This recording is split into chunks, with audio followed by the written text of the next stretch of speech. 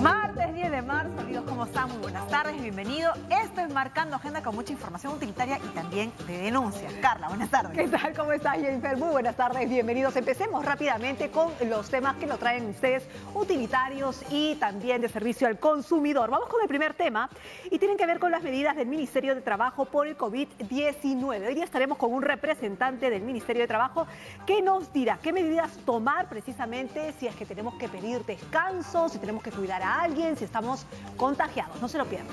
Muy bien, veamos nuestra segunda nota destacada que vamos a desarrollar el día de hoy a propósito de la situación de las ciclovías en nuestra capital, en nuestro país también, si es que se puede utilizar a este medio de transporte ecológico, cómodo, para poder trasladarse. Hoy vamos a tener un especialista, un periodista especializado en temas de transporte y ciudad en estudios para analizar la situación de las ciclovías. Y tenemos el punto número 3, cláusulas abusivas. Estaremos conversando más adelante para conocerlas en breve. Muy bien, vamos a empezar ya de inmediato con el desarrollo de la información. A propósito, esta mañana las autoridades sanitarias han confirmado que ya son 11 casos confirmados de coronavirus en nuestro país, lo que supone que hay personas que están siendo aisladas, mantenidas en este estado de cuarentena, y muchos de ellos son jóvenes que evidentemente trabajan. ¿Qué hacer al respecto? ¿Qué medidas se deben tomar? Hoy vamos a analizar el tema justamente con un representante del Ministerio de Trabajo y Promoción del Empleo. Así es, estamos con nuestro invitado Juan Carlos Gutiérrez, director general del Trabajo del Ministerio, porque justamente se ha aprobado la guía para la prevención del coronavirus en el ámbito laboral. ¿Qué tal? Así es, muy buenas tardes, mucho gusto y gracias por la posibilidad de transmitir en general a la ciudadanía y a todos los trabajadores qué es lo que, digamos, se debe hacer en el centro laboral justamente para tomar medidas de prevención, así como también medidas de organización del trabajo frente a esta amenaza que se nos presenta ahora a nivel mundial y que ya, como ustedes han mencionado, está apareciendo con algunos casos en nuestro país, que es el coronavirus. Ahora, ¿cuál es ese protocolo, así específicamente? Perfecto. Lo que hemos aprobado en el Ministerio de Trabajo y que ha sido publicado el día de ayer en el Diario Peruano es una guía que sirve como una especie de lineamientos o de pautas para que tanto empleadores como trabajadores las puedan tener en cuenta y en base a eso podamos enfrentar el tema del coronavirus. Ahora, esta es una guía simplemente, entonces es un lineamiento, más no es obligatorio de aplicación. Es un tema orientativo, ¿ok? Es un tema sí recomendable, digamos, tomar en cuenta para hacer frente específicamente al tema del coronavirus, pero no hay que olvidar que a nivel ya de obligaciones laborales se cuenta ya con la obligación en general de que los empleadores deben brindar medidas de orientación, medidas de protección, dar, digamos, las condiciones adecuadas para el desarrollo del trabajo en general de los trabajadores. ¿Pero cuáles son específicamente? Específicamente en el caso puntual de esta guía, hay un tema fundamental que es el tema de coordinación entre empleadores y trabajadores. En lo que es la estrategia y difusión de un plan comunicacional que debe ser puesto en marcha por básicamente lo que es el Comité de Seguridad y Salud en el Trabajo que existen en las empresas. Eso es por el ámbito del trabajador. Por el ámbito en general del centro laboral, ¿no? Y ese plan comunicacional debe estar sustentado básicamente en la información oficial que es brindada por el Ministerio de Salud. El Ministerio de Salud ha emitido ya protocolos y guías relacionadas justamente tenemos ahí una claqueta para que usted nos dé mayor explicación. El área de recursos humanos es el que tiene que implementar. Perfecto. ¿No? Entonces, inicialmente es efectivamente el área de recursos humanos, ¿no?, quien va a implementar las medidas de prevención y esto en coordinación, como le mencionaba, con el Comité de Seguridad y Salud en el Trabajo. En ese sentido, es muy importante la labor de prevención a través de lo que son las charlas de difusión y ahí es importante, ojo, que los trabajadores tomemos conciencia de participar en este tipo de espacios. Muchas veces, como ustedes saben, tenemos en los centros de trabajo charlas en el tema, digamos, de sismos, de muchos eventos que se pueden presentar y no tenemos la conciencia o en todo caso el interés de participar en las mismas. acá lo que hay que concientizar justamente a los trabajadores en general es que este es un tema que no solamente nos puede afectar en el centro laboral, sino también en nuestras familias. Y la información que finalmente podamos recoger va a resultar fundamental para enfrentar el coronavirus. Ahora, este tipo de charlas, ¿en qué momento se tienen que dar? Porque, claro, se pueden dar en cualquier momento, pero en ese momento tal vez el trabajador está trabajando. O fuera del Claro. horario de trabajo. Y... Claro. Pero finalmente es un tema de organización, ¿no? Que lo organiza, en este caso, lo que es la Oficina de Recursos Humanos, en coordinación con el Comité de Seguridad y Salud en el Trabajo, y se puede tomar una hora y media, dependiendo, ¿no? De cómo finalmente se establezca Pero la dentro del política. horario del trabajo. Puede ser dentro del horario de trabajo, ¿no? Pero no me pueden exigir que yo me quede horas extras para asistir a esta charla. No. Lo preferible es que sea dentro de horarios de trabajo y justamente para tomar conocimiento del tema. Porque finalmente no olvidemos que acá lo que estamos realzando es el tema de la seguridad y salud de los trabajadores. Ok, pero a niveles prácticos, ¿no es cierto? Más allá del informativo, que eso puede ser pasar, digamos, el de recursos humanos puede ir pasando área por área y volanteando y dando la información. A niveles prácticos, este protocolo, ¿cómo ayuda al trabajador? Digamos que estamos en un país donde no todos son formales. Así es. ¿No es cierto? ¿Cómo negocia una persona que está enferma o que tiene que cuidar a un enfermo? A niveles prácticos. Sí, a ver, lo que hay que tomar en cuenta es que este protocolo, en general las normas laborales, en lo que son derechos de los trabajadores y obligaciones de los empleadores, deben resultar de aplicación tanto a trabajadores formales como informales. Acá tenemos un tema de salud pública y lo que buscamos con esta guía es un tema orientativo.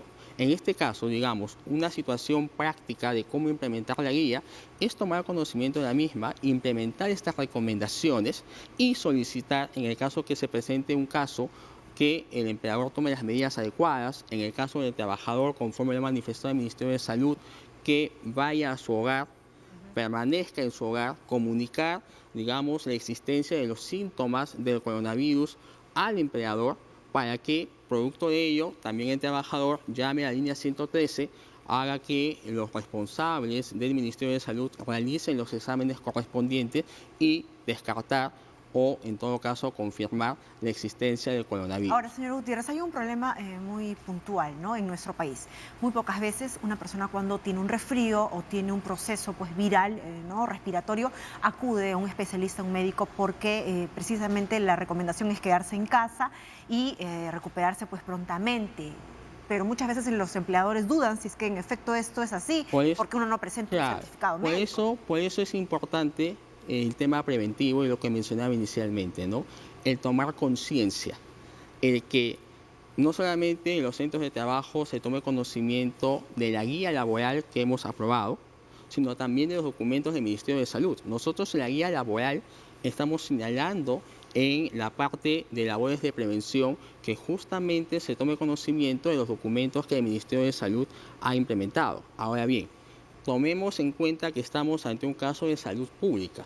No es el típico caso, digamos, de que cualquiera de nosotros sufrimos un catarro o un resfrío. No, acá tenemos síntomas en particular y justamente esa sintomatología debe ser puesta en conocimiento de la comunidad laboral. Y ahí, por ejemplo, si nosotros vemos los síntomas que señala el Ministerio de Salud, vamos a tener un conjunto: fiebre, el tema sí de resfrío, malestar generalizado, tos seca. Si presentamos ese grupo de síntomas, yo como trabajador comunicaré a mi empleador que estoy presentando esa situación y que ante ello voy a efectuar justamente el descarte correspondiente. Ok, pero como le vuelvo a repetir, vamos a ver las partes prácticas, porque ¿qué pasa si yo a ver, soy formal, ¿no es cierto? Pero también hay varias, puedo estar en planilla, puedo ser temporal, ¿no es cierto? Hay varias, puedo ser practicante, ¿no es cierto? Entonces mis derechos laborales son distintos, ¿no es cierto? Porque tengo distintos regímenes laborales. ¿Qué derechos me protegen si es que yo voy? En el tema, perfecto. A ver, el tema de que tú tengas un contrato a plazo indeterminado o a plazo determinado, luego vemos el tema de los practicantes, ¿ok? Pero que yo tenga un contrato a plazo indeterminado o plazo determinado, yo tengo la calidad de trabajador y tengo, en el sentido práctico, los mismos derechos. ¿En qué sentido? Si yo contraigo, digamos, el coronavirus, y pongamos el caso específico de trabajador sujeto a un contrato a plazo fijo, 3 meses, 6 meses, 1 año, lo que va a corresponder es que ese trabajador, al igual que el trabajador a plazo indeterminado, va a estar sujeto a un descanso médico. Okay. No tenemos en este caso una situación que por el hecho de que yo tenga, digamos, el coronavirus, se procede a la extinción de mi contrato. Eso es si él está enfermo del coronavirus. ¿Qué pasa si esta persona no está enferma, pero debe cuidar a su mamá que está enferma y es altamente riesgosa? O sea, digamos, es una paciente vulnerable. Perfecto. A ver, supongamos el caso de que tú planteas, que la madre está justamente afectada con coronavirus. ¿Ya? Frente a esos casos habría que separar o diferenciar algunos escenarios. Supongamos el coronavirus, como bien lo señala la guía del Ministerio de Salud, puede tener 2 consecuencias: hospitalización o, en todo caso, no hospitalización, dependiendo de la gravedad. Si nosotros tenemos el tema de hospitalización, ya hay normativa existente que permite que el trabajador pueda solicitar un número de días a la semana. Tienes hasta 7 días a la semana, o bueno, en el transcurso del año, para poder solicitar justamente y tener el derecho a la atención de tu familiar. En el caso de que, digamos, el paciente no registre hospitalización, sino presente algunos síntomas y tenga que permanecer en su casa, lo que hemos establecido justamente en la normativa es la posibilidad de otorgamiento de licencias para que este trabajador pueda acudir justamente a estar en compañía de su familiar. Esas licencias pueden ser objeto de compensación posteriormente, o en todo caso, si el empleador lo considera pertinente, exonera de esa compensación. Lo considera. Si lo considerase, pero en principio sí no se negaría la posibilidad a este trabajador de que pueda estar con su familiar y esas horas no trabajadas luego ser compensadas. Es lo que tenemos en la práctica como un permiso. Ahora, por eso, nuevamente, discúlpenme, lo que hay que tener presente y lo que hay que concientizar tanto empleadores y trabajadores es que estamos frente a un caso de salud pública, ¿ok? No estamos frente al típico caso o común caso de la enfermedad de una sola persona, sino hay que tomar en cuenta los riesgos y las implicancias que la propagación del virus puede tener Claro, pero en la estamos población. hablando de la voluntad y el sentido exacto, común, ¿no es cierto? porque no es una gripe común. Entonces, solamente aplicaría esta guía para personas que puedan ser sometidas en riesgo porque han tenido contacto con alguna persona que proviene de estas áreas de riesgo o ella misma ha regresado. Solamente para esos casos. No, en general la guía es un instructivo de manera general. Si nos ponemos también en el caso de que tengamos un trabajador, por ejemplo, que haya estado en contacto con alguna persona que esté afectada con el coronavirus o que haya retornado de alguno de los países en los cuales se ha presentado el caso, ¿ok? En esas situaciones, evidentemente, podemos estar ante un caso sospechoso, según lo que establece el Ministerio de Salud. Si es un caso sospechoso y yo estoy sostenida a mantener una cuarentena y finalmente esa cuarentena da de que no estoy contagiada de coronavirus, ¿qué ocurre con esos días? Perfecto. ¿Se va a pagar o no? Si estamos en un caso de cuarentena, evidentemente esa cuarentena ha sido dispuesta por un médico. Obviamente va a haber un certificado médico. ¿Ok? Ese certificado médico lo que conlleva es que nosotros tengamos una ausencia justificada y frente a eso no hay afectación alguna en la remuneración del trabajador. Así yo no tenga coronavirus y solamente sospecho. Así no tengas coronavirus. No se va a descontar esos días. No. Ahora, una de las cosas que usted ha mencionado es, y usted me lo ha reiterado, que tiene que ver con el sentido común, porque están apelando al sentido común, ¿no es cierto? Y a que es un tema de salud pública, pero hay obligatoriedad y al haber obligatoriedad, sanción si no se cumple. Hay obligatoriedad en general en que el empleador primero provea la información pertinente a los trabajadores para evitar cualquier situación de riesgo en la seguridad y salud en el trabajo. Sí, segundo, no, en brindar también las condiciones necesarias, ¿no? Y hay un tema también de evitar la propagación o la exposición de personas al peligro. Claro, también hay situaciones... Pero, a ver, seamos, digamos, específicos para que la gente lo entienda, ¿no es cierto? Si es que la empresa no me da el permiso a mí para yo cuidar a mi madre, por ejemplo, ¿Qué es Y posible? usted está aplicando en un principio el sentido común de la normativa, pero no me lo da porque es prerrogativa del empleador dármela o no dármela según su sentido común. Lo que sucede... ¿Hay una multa o hay una sanción dependiendo mi caso? A ver, lo que hay que precisar ahí, Claro. ok, es, y existe normativa vigente en nuestro país para lo que es la atención de familiares en estado grave o en estado de enfermedad. En el caso, obviamente, que eso ocurra, yo como trabajador puedo solicitar justamente el permiso correspondiente amparado en esa norma para poder cuidar a mi familiar. Obviamente, si esa situación no se verificase, hay un incumplimiento por parte del empleador y ello conllevará a la sanción correspondiente. Ahora, señor Gutiérrez, una consultita, Carla. ¿Qué ocurre con aquel trabajador que es informal y que tiene que acudir prácticamente a las labores diarias porque es el sustento de su casa y que evidentemente pues no está inscrito en ningún EPS ni de salud ni en ningún otro lugar y no es sometido pues a cuarentena porque evidentemente tiene que trabajar para ganarse el pan diario? Lo que tenemos acá nuevamente es esa situación como con la que tú mencionas, amerita de que esa persona, siendo informal, ¿ok?, tenga que permanecer en su hogar para evitar el riesgo de contagio. Pero digamos Pero que- frente a la situación, sí comprendo del trabajador como tal, poner en conocimiento ello de la autoridad inspectiva de trabajo. Nosotros en el derecho laboral tenemos lo que se conoce el principio de primacía de la realidad. ¿Qué implica ello? Que más allá de un tema formal, si hay un contrato o no hay un contrato, lo que prevalece para el derecho y para la justicia es lo que existe en la realidad. Y en este caso del trabajador informal que tú mencionas, se van a presentar seguramente los elementos de una relación laboral: subordinación, prestación de servicios, remuneración, lo cual va a conllevar que una vez que la autoridad inspectiva realice la fiscalización correspondiente, va a determinar que hay una relación laboral desde el momento en que ella se inició. ¿Ok? Entonces no vamos a tener dificultad para que este trabajador pueda velar por su derecho y por el de su familia. Y probarlo. Y probarlo. Ahora, la realidad nos gana. ¿Qué pasa con las personas informales o las personas que trabajan y ganan plata al día a día?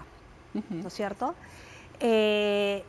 ¿Y qué pasa si se contagian? Y la orden es obviamente que tiene que guardar cuarentena para no contagiar al resto, pero para cuidarse necesita dinero, ¿no es cierto? Tiene que salir a trabajar.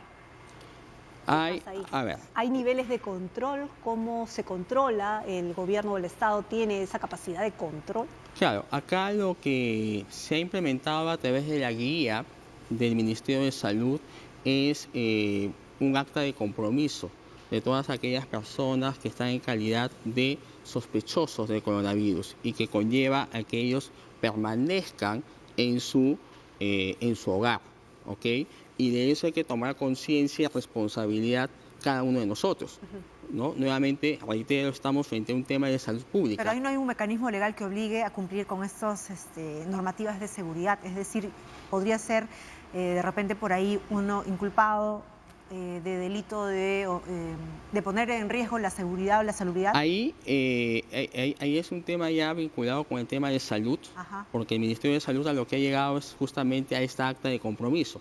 Pero ya jurídicamente podríamos establecer que si yo justamente soy portador de un virus y debo estar en una situación de cuarentena, sin embargo, más allá de eso, violo ese compromiso, esa obligación y me expongo al contacto público, obviamente yo soy pasible de contagio. Claro, pero Y ahí podemos si yo encontrar lo una violo situación. porque tengo que salir a trabajar, porque digamos yo soy el sustento de mi hogar. O sea, no es que yo lo violo porque quiero trabajar, sino Claro, que ahora ahí, por ejemplo, en situaciones como las que tú planteas, en la guía hemos establecido como una posibilidad algo que ya existe en nuestra legislación, que es el tema del cambio de la modalidad de prestación de servicios de manera presencial a una manera no presencial, que es, digamos, el tema del teletrabajo. Una situación frente a la que tú planteas válidamente calza en el tema del teletrabajo. Si es que calza el tipo de trabajo. Claro, ahí hay que atender también ciertamente a lo que son el tipo de actividades o funciones que el trabajador desarrolla. Si es que ello no fuese así, como les mencionaba, tenemos el tema de las licencias ya establecidas conforme a ley o en todo caso los permisos que el empleador conceda al trabajador para que pueda realizar las acciones que resulten correspondientes. Ahora, lo que no me quedó claro, y es justo lo que me quedó en el tintero, es justamente el ejemplo que yo le daba de cuidar a mi madre, ¿no es claro. cierto? Yo no estoy enferma, Ahora, pero es tengo que vulnerable. cuidar a mi madre, ¿no es cierto? Mi trabajo me va a dar... Ahí lo que tienes es el tema de licencias o en todo caso puedas solicitar vacaciones, ¿no? También tenemos esa posibilidad, ¿ok? Yo puedo solicitar vacaciones. Las vacaciones no solamente muchas veces uno las toma por temas de diversión o de ocio, también muchas veces uno toma vacaciones para atender, digamos, determinados Pero eso asuntos es concretos. en el casos muy puntuales. Y supongamos que yo no tengo vacaciones acumuladas o no me están debiendo vacaciones, que son vacaciones adelantadas. Podría tomar vacaciones adelantadas. No hay que olvidar Pero eso que se ha figuraría que emitido, la renovación del se ha, contrato. se ha emitido el decreto legislativo 1405, ¿no? Que te posibilita tomar, digamos, el tema de vacaciones fraccionadas o adelantar algunos días de vacaciones, dependiendo, digamos, ya del récord que tú vayas acumulando. O sea, no esperar, digamos, que cumplas el año, sino, por ejemplo, tú, si has transcurrido de ese año en el cual tienes que tomar vacaciones 3 o 4 meses, tomas los días que ya se han devengado Pero en ¿y si forma yo no, proporcional. o sea, si yo no deseo tomar mis vacaciones, porque eso es un derecho, digamos, Sí. ¿no? O sea, es un derecho laboral. Si yo no quiero tomar las vacaciones porque, o sea, no son... Claro, O tienes sea, planificado otro. es otro tipo de tema, ¿no es cierto? Si no deseas tomar las vacaciones, lo que queda ahí es el otorgamiento de licencias, Ya. de permisos.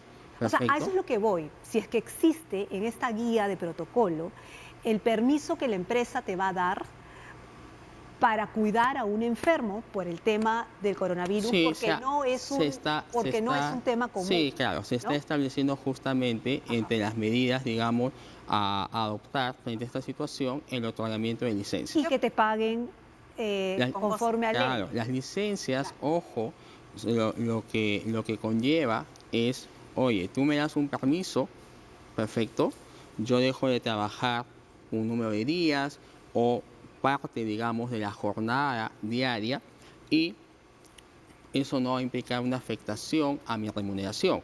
Obviamente esas horas o ese lapso que yo dejo de trabajar será materia de compensación en principio y en todo caso, dependiendo de las circunstancias, y acá tenemos circunstancias bastante especiales, es una situación, digamos, anómala la que se está presentando, cabe obviamente por parte del empleador exonerar esa compensación. Ok. Y en el sentido de lo que pregunta Carla, ¿no? Con aquellos trabajadores que son sometidos a esta cuarentena porque podrían ser casos sospechosos, porque han tenido contacto con un paciente que sí ya tiene el caso confirmado de coronavirus. Esta licencia, que es con goce de haber, ¿es compensable siempre y cuando el trabajador llegue a un acuerdo con... No, es que en el caso que tú estás ahí planteando, y tenemos un tema de cuarentena. El caso que señalaba Carla era en el cual yo, trabajador, no estoy afectado, sino es un familiar. Es una situación distinta. En el caso que tú planteas, es yo, trabajador, soy, digamos, considerado un caso sospechoso. Exacto. Producto de eso, la, digamos, autoridad médica correspondiente dispone que yo esté en cuarentena. Para yo estar en cuarentena, obviamente voy a tener un certificado respectivo. Eso lo que conlleva es una situación de descanso médico. Es como que si estuviese, digamos, enfermo. Eso es una situación de causa justificada. Ahí no hay afectación alguna a la remuneración y mucho menos el tema de que, producto de ello, se ponga en riesgo el vínculo laboral. Ahora, si hubiese un supuesto de que producto de que yo tenga coronavirus o sea considerado un caso sospechoso, mi empleador, en una forma totalmente, digamos, arbitraria y por demás desproporcionada, disponga de manera arbitraria, nuevamente señalo, ¿no?, el tema del cese de mi vínculo laboral, ello está calificando evidentemente como un supuesto de despido nulo, porque sería por un tema discriminatorio, que por el hecho de yo tener Y yo coronavirus, podría generar un proceso, digamos. evidentemente, es un caso más que evidente en el cual ese despido, digamos, es nulo. Hay una Clarísimo. línea telefónica a la cual las personas pueden llamar para... Acá lo que tenemos es la línea justamente del Ministerio de Salud, la línea 113, y de otro lado también comunicar a la población en general que la Autoridad Inspectiva de Trabajo, en este caso la SONAFIL, está iniciando lo que son medidas de orientación, justamente difundiendo el tema de la guía y haciendo de conocimiento tanto de empleadores como de los trabajadores las medidas de prevención como las medidas de organización laboral que puedan adoptarse frente a la presencia del coronavirus. Mil gracias por estar acá Muy y amable. explicarnos claramente distintas opciones que se pueden presentar justamente por el coronavirus, la aparición del coronavirus. Estábamos conversando con Juan Carlos Gutiérrez, director general de Trabajo del Ministerio del SEC. Carla, vamos a hacer una pausa ahora, pero no se mueva porque vamos a regresar con todo un análisis muy serio y puntual sobre la situación de las ciclovías en nuestra capital. Va a venir un periodista especialista en el tema de transporte y ciudad para ver y abordar también, incluso en vivo, cómo es que están estas ciclovías. Ya regresamos.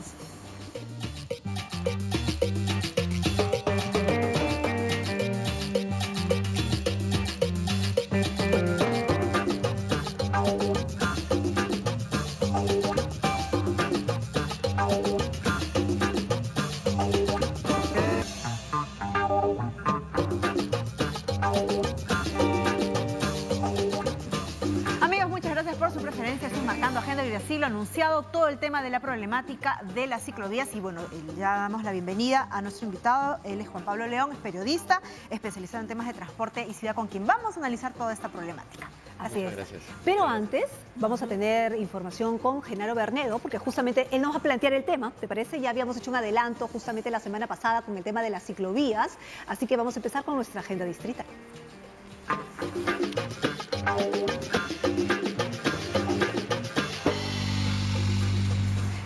Y justamente vamos a enlazarnos con Genaro Bernedo, ahí lo tenemos listo ya con los entusiastas ciclistas, a ver qué nos cuentan, si tienen problemas o no para transitar libremente por nuestra ciudad. Genaro, ¿cómo estás? Adelante. Hola, Genaro.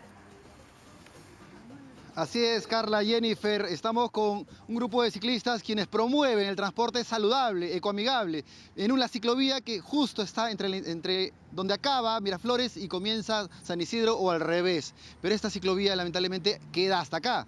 ¿Cuáles han sido los problemas a la fecha para continuar su camino? Sí, en estos momentos no hay conectividad entre Miraflores y San Isidro. Nosotros lo que tenemos que hacer es salir a la Avenida del Ejército, lo cual representa un riesgo tanto para ciclistas como para peatones y para poder irnos hasta la vía de San Isidro.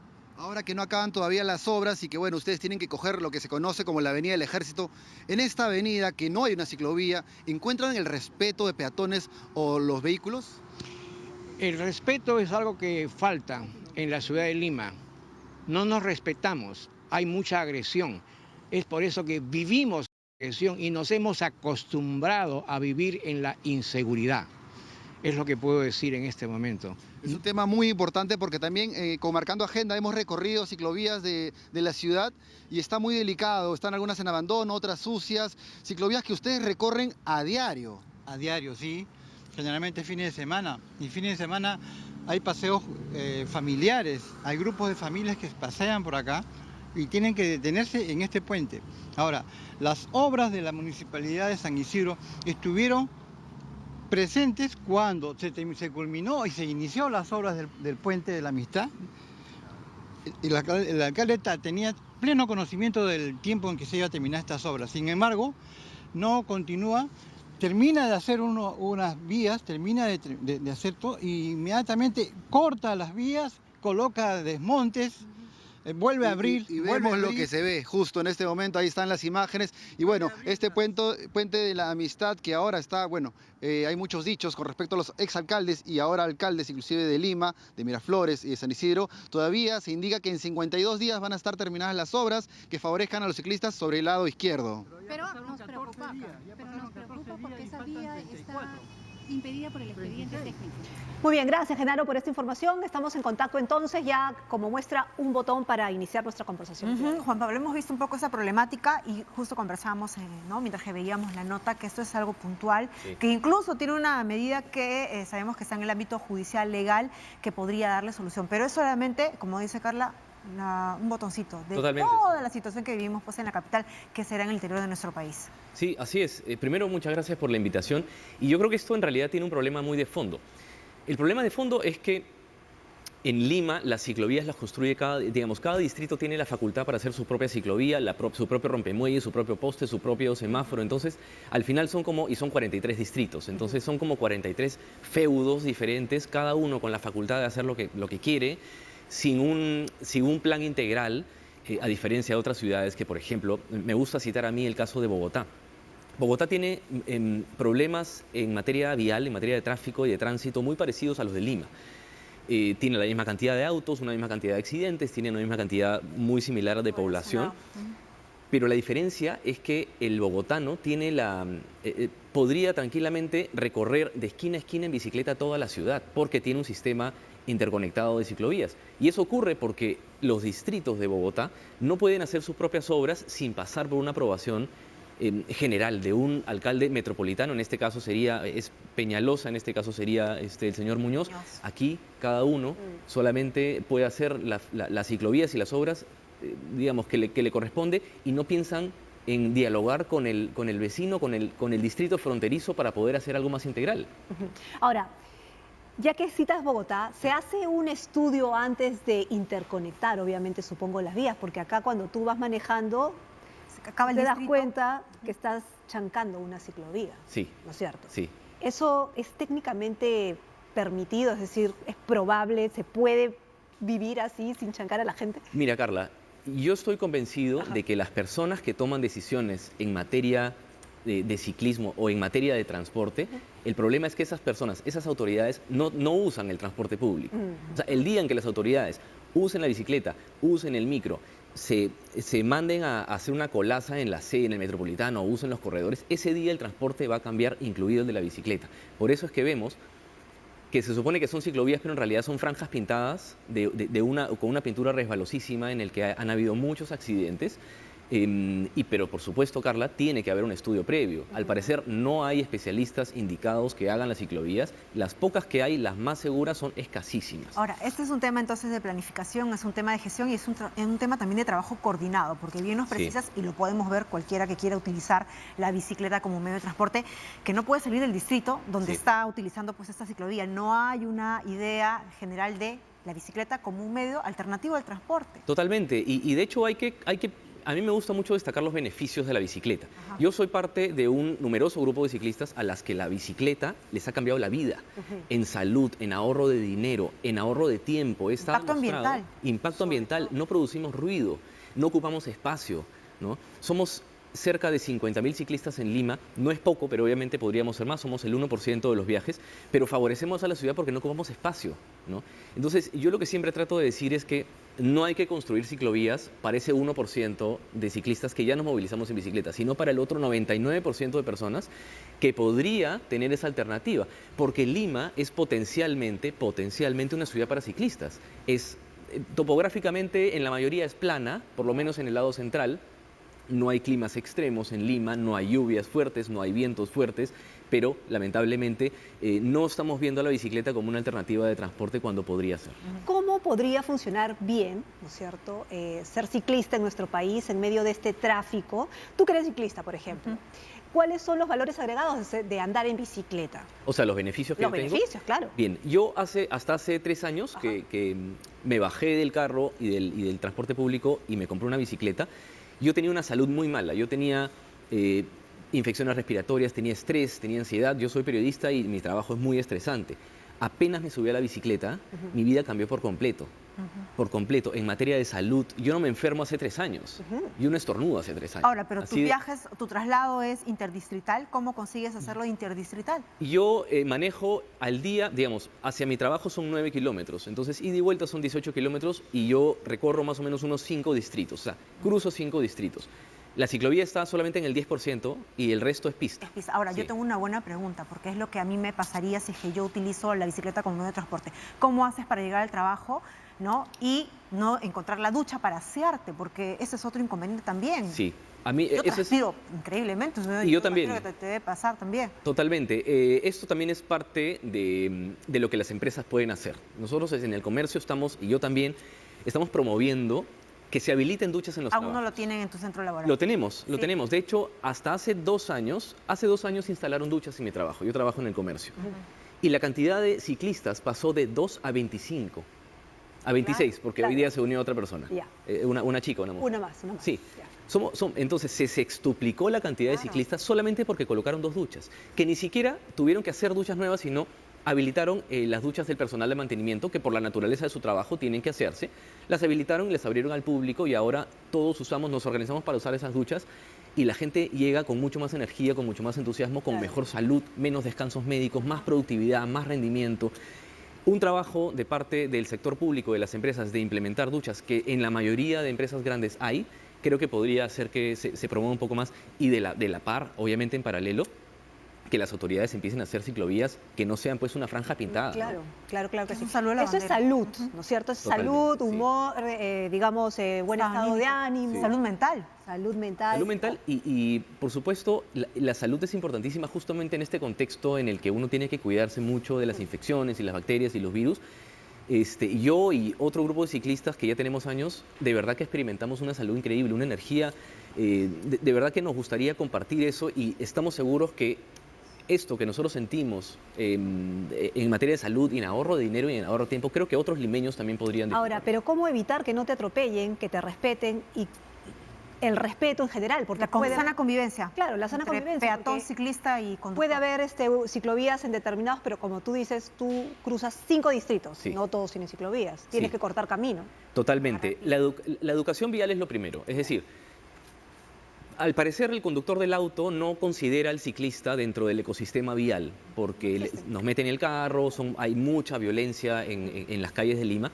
Hay manera, yo nunca voy a esconder los riesgos de manejar bicicleta. Hay muchos riesgos, pero de hecho el peatón está mucho más arriesgado, porque la mayor parte de atropellos son de vehículos que se suben a la vereda y te matan como peatona. A diferencia del ciclista, que está en la pista y que está atento a todo, además. El ciclista, por un tema natural, está con los 5 sentidos encendidos. Sobrevivencia. sería. Sobrevivencia, Claro, ajá. exacto. Casco siempre, luces todo el tiempo, así sea de día y de noche, y por supuesto siempre respetar el lado derecho de la pista y no zigzaguear. Es básicamente las reglas que yo siempre trato de promover. Nunca voy a decir que la bicicleta, nunca voy a evitar decir que es un vehículo con riesgos, pero los riesgos los tenemos cuando subimos al micro. Pero así como hay, ¿no?, buenos conductores de vehículos, también hay buenos conductores de bicicletas, pero también los hay los malos. Sí. Los que manejan con audífonos, los que entran incluso zigzagueando como si fuesen motocicletas, ¿no?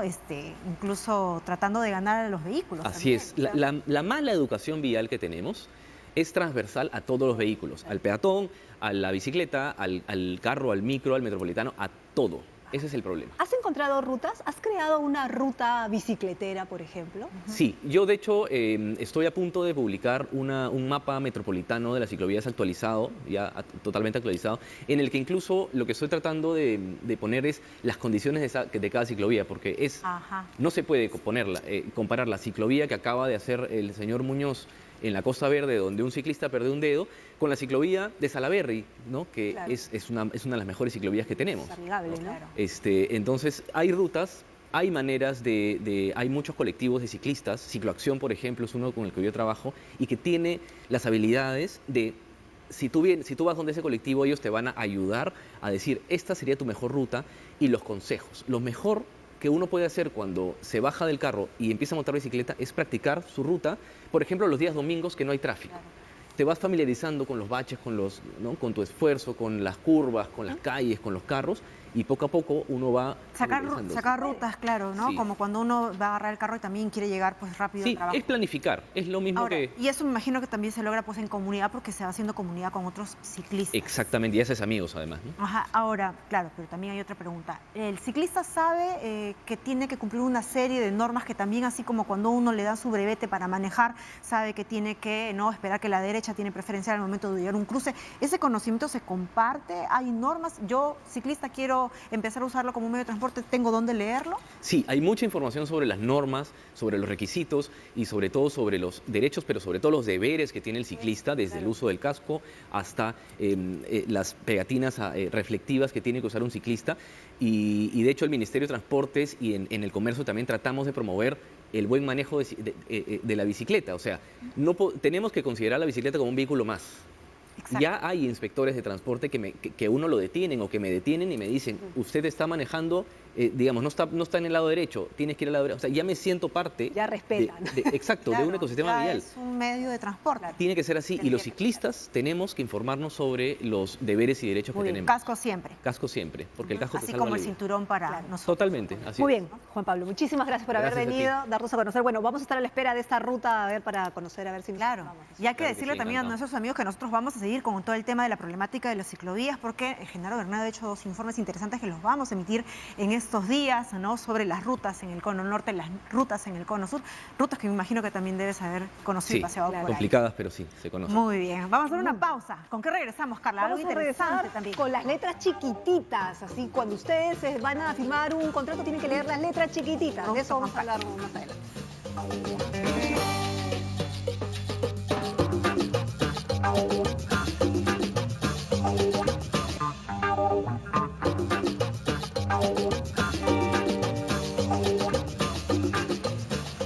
Muy bien, continuamos con más. Y ahora sí, lo prometido es deuda, ya está Crisólogo Cáceres con nosotros, ya conocido, ya caserito, ¿no?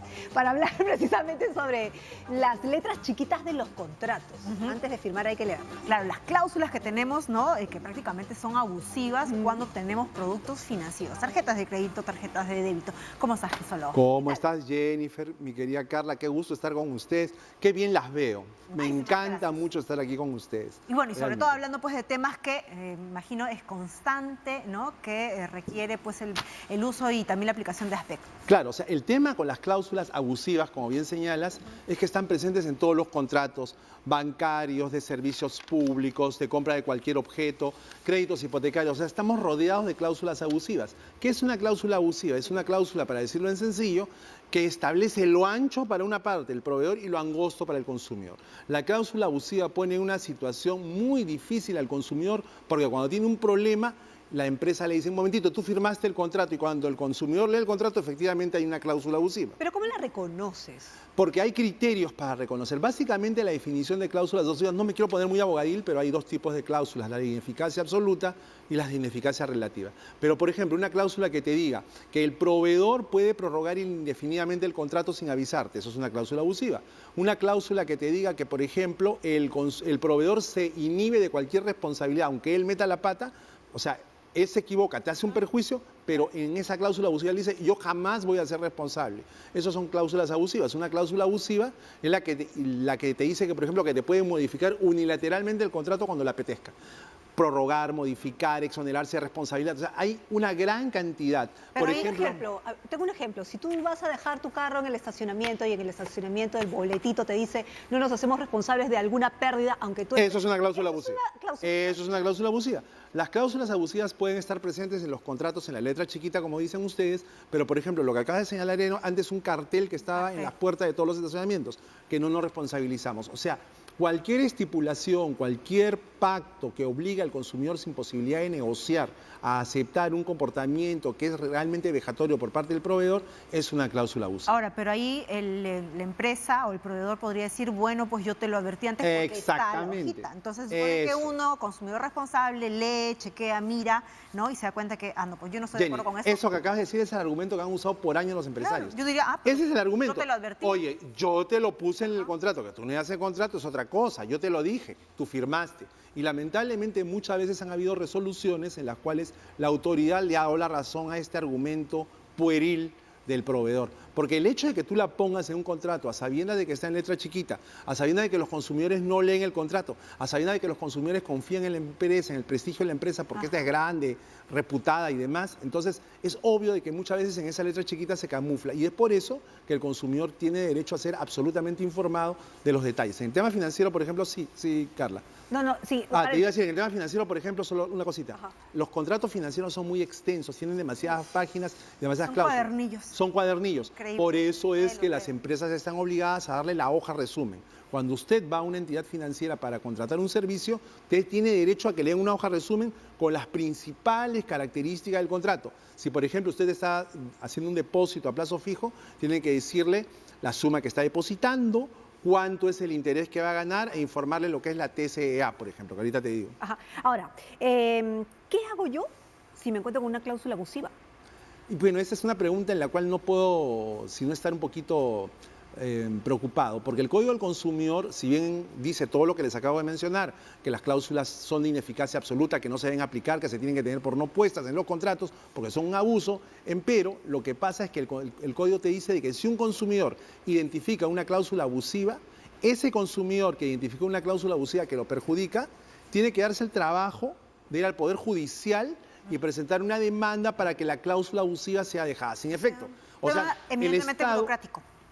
no solo en burocrático, sino que es costoso. O sea, el consumidor tiene que hacer el trabajo de hacer la chamba del Estado. Cuando lo ideal hubiera sido que el Estado, a través del INDECOPI y de los organismos reguladores, sean ellos los que identifiquen las cláusulas abusivas. Por ejemplo, la SBS podría decir, a ver, yo me voy a dar el trabajo a revisar todos los contratos de tarjeta de crédito, luego los contratos de préstamos hipotecarios, los contratos de préstamo personal, y así todo. O sea, voy revisando e identificando. Y luego, el banco tal tiene 42 cláusulas abusivas, el banco tal tiene 62...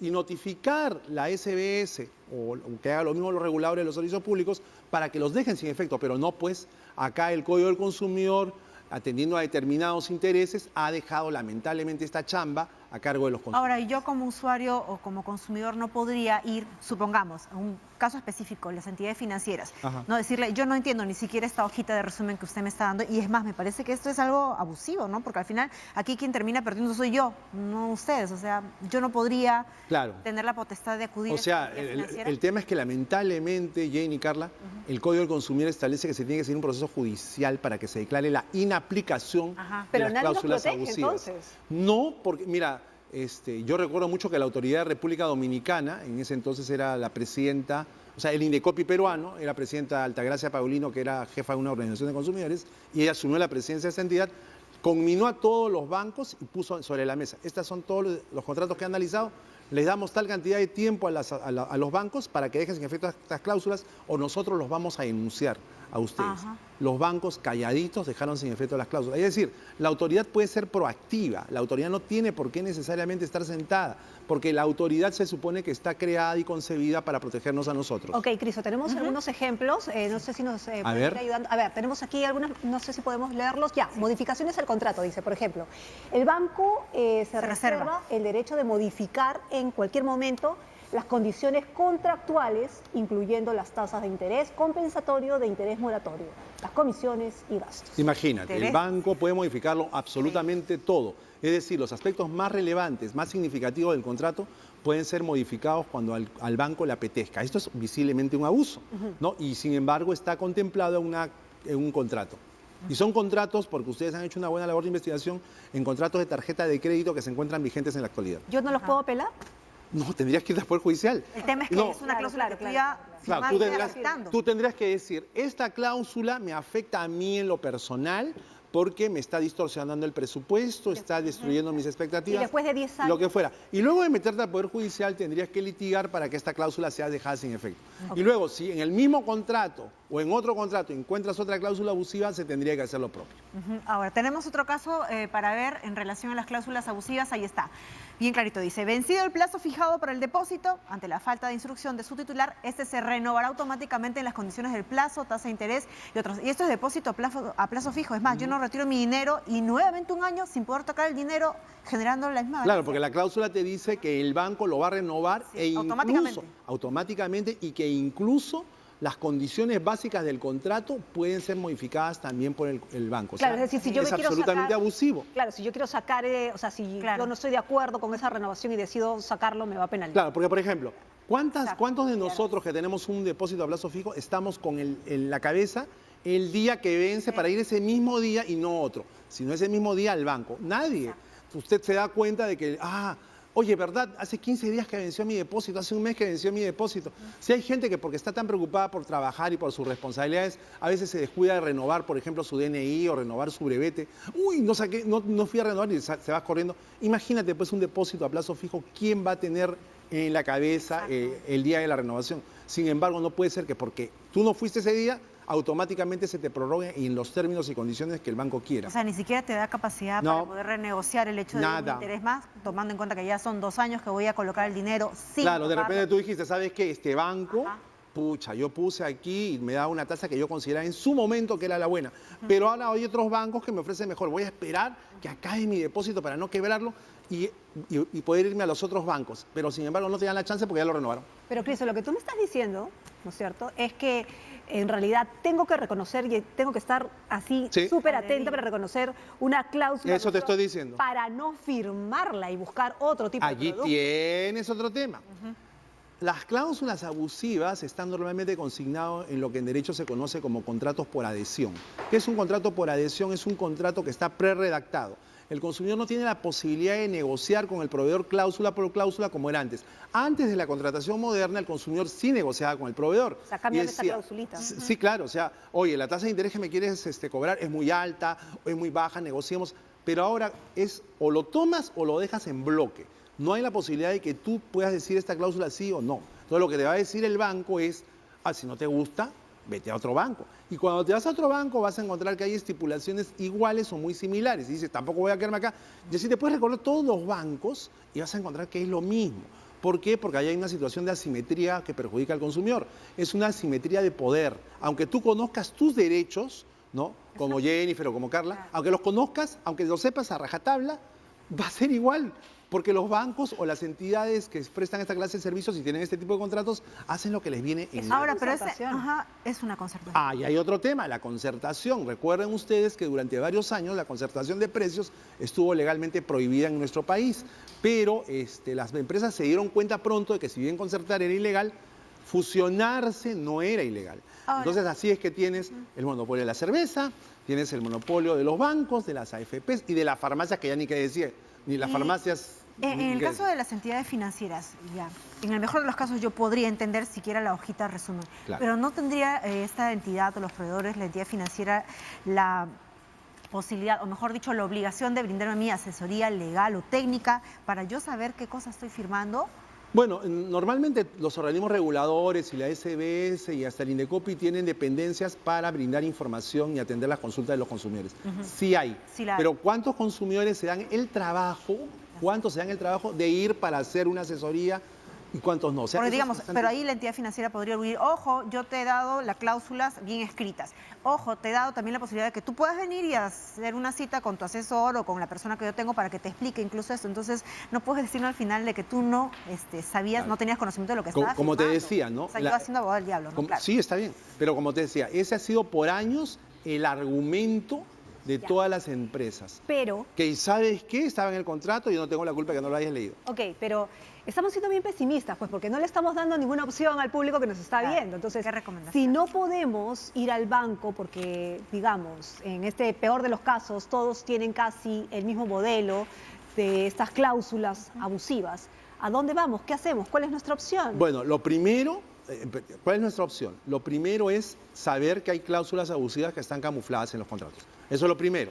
Saber que no todos los contratos son iguales. Pueden ser muy semejantes, pero que hay diferencias. Tercero, si se trata de contratos financieros, pedir la hoja resumen. Y que usted sepa que hay preguntas clave que tiene que hacer. Por ejemplo, en el caso del depósito a plazo fijo, usted tiene que saber que hay una tasa de rendimiento efectivo anual, la TREA. Es decir, no se trata de preguntar por el interés que voy a ganar. O sea, la publicidad te dice, usted va a tener una rentabilidad, un interés de 7%. Ya, bacán. Pero la TREA, ¿qué implica? Que a esa tasa de interés de repente se le suman alguna comisión, algún cargo, algún porte, algún seguro. Entonces al final no es que vas a ganar 7, sino vas a ganar 5.6, por ejemplo. Eso es la TREA. Y en las operaciones activas, como las operaciones de tarjeta de crédito, está la TCA, la tasa de costo efectivo anual, que es el interés más los cargos, los seguros y todo lo que estamos diciendo. O sea, el consumidor tiene que saber cuando hace estas transacciones que tiene que preguntar si es una operación a plazo fijo como depósito por la TREA y si es una operación activa por la TCEA. Son cosas básicas que tienes que saber. Tenemos algo aquí para repasar rápidamente antes de irnos. Tenemos las recomendaciones. Las recomendaciones. Leer detenidamente y por anticipado los contratos antes de firmarlos. Si es necesario buscar asesoría. Y la CBS debe establecer protocolos obligatorios de suministro de información a los consumidores antes de la firma de los contratos. Y yo añadiría que no solo la SBS, sino también los organismos reguladores de los servicios públicos, que de alguna manera ya están brindando asesoría en sus plataformas de atención a los usuarios, pero resulta insuficiente. O sea, tendría que haber una asesoría previa. Los consumidores van, repito, muy confiados porque se trata de empresas prestigiadas. O sea, uno no va en guardia, uno va, señor banco, señora empresa de telecomunicaciones, gracias, pero luego vienen los cambios. Estamos recibiendo muchas llamadas, por ejemplo, de gente a la que le han cambiado el paquete, es decir, yo tenía determinado paquete con determinada empresa de telecomunicaciones y ahora me pasaron a otro. Claro, Ese va a ser otro tema, mi Ese será otro tema. Pero por Otro eso, tema. ¿no? Ya comprometemos pues, a Crisólogo Claro para que que sí. nos acompañe en próximas ediciones porque estas cláusulas abusivas, como bien nos has precisado, están en distintos servicios, productos que estamos pues abordando y estamos prácticamente pues consumiendo día a día. Así que vamos a hacer uno por cada uno de los productos financieros, de energía, luz, agua, teléfono. Claro que sí. Muy Pero bien. saben siempre, reclame, como hacen ellas que son súper reclamonas. Reclame. Como debe ser, cultura de reclamo, claro que sí. Cultura de reclamo. Cultura de reclamo, muy bien. Nos vemos, ya es momento de irnos. Nos vemos. Chao, hasta mañana.